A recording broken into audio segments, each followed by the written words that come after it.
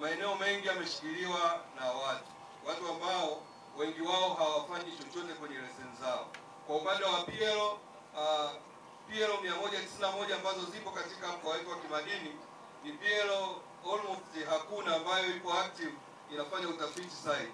Kwa hiyo tunaomba kwenye zoezi ambalo linaendelea, hawa wachimbaji wadogo ambao wameonyesha nia kubwa ya kuendelea kuchimba waweze kupata nafasi kuweza kupewa hayo maeneo ambayo wanaomiliki wameshindwa kuendeleza, ili tuweze kuinua uchumi katika mkoa wetu wa kimadini. Narudia hapa, ndugu zangu wa Tanzania, leseni sio mapambo.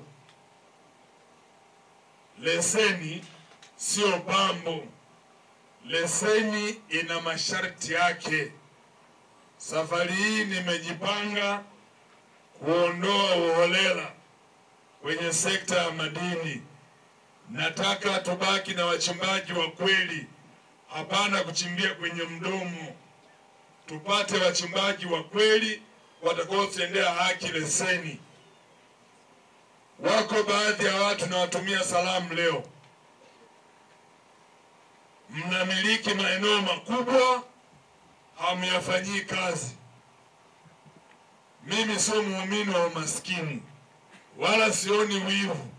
Mtanzania mmoja akiwa na leseni nyingi, sioni hata wivu. Lakini leseni zisiwe kwa ajili ya kutegesha, ziwe kwa ajili ya kufanya kazi.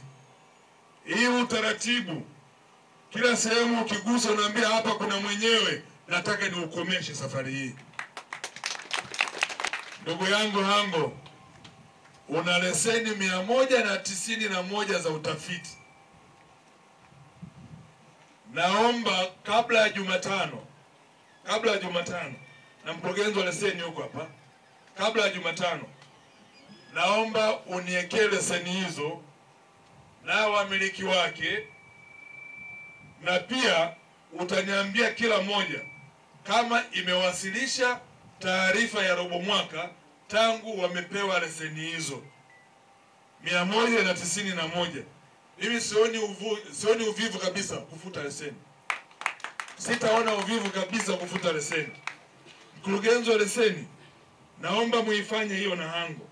Hizo leseni 191 za Geita zinafanya nini hapa? Mpaka leo hapa mkoa wa kimadini wa Mbogwe hauna mgodi mkubwa, utafiti wao ni wa nini? Hii habari ya kushikilia maeneo hii nimesema sasa hivi nakwenda kukoma. Sasa nikuombe Hango, kana Aziza hapo, mpate zile leseni zote, nipate na status zake.